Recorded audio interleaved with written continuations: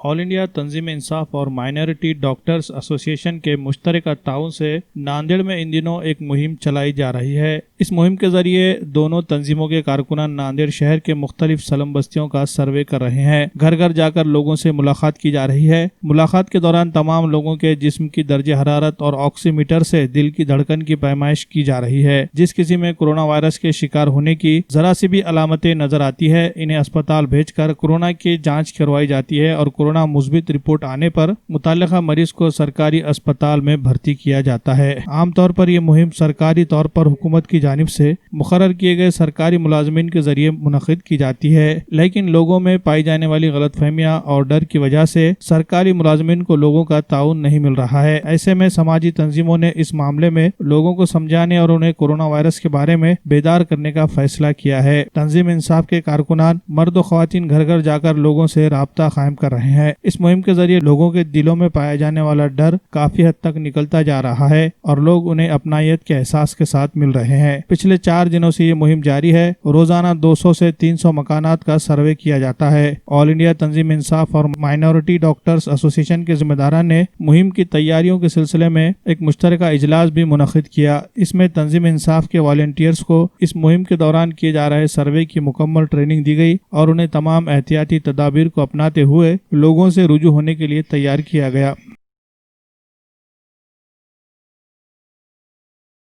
آل India تنظیم انصاف اور مائنارٹی ڈاکٹرز ایسوسی ایشن کی جانب سے آج کا کووڈ-19 کورونا وائرس کیمپین کا ہمارا 4تھا دن ہے۔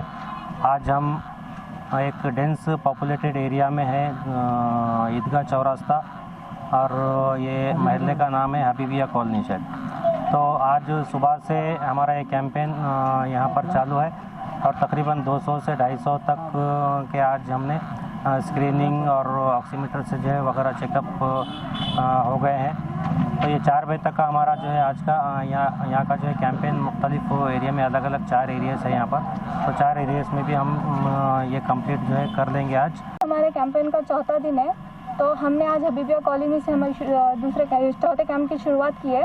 تو اس میں ہم نے دیکھا کہ لیڈیز میں جو ڈر تھا، یہاں کے ایریا میں آ کے ہمیں ایسا لگا نہیں کہ خواتین نے ہمارا پوری طرح سے سپورٹ کیا ہے، اور کم سے کم ہم نے ابھی 300 کر لیے، اور آگے بھی ہمیں محلے میں جانے والے، اور ہمارا یہ کیمپین آگے بھی ایسے شروع رہے گا انشاءاللہ، کہ اور ہم یہ ان لوگوں کو خدمات دیتے رہیں گے۔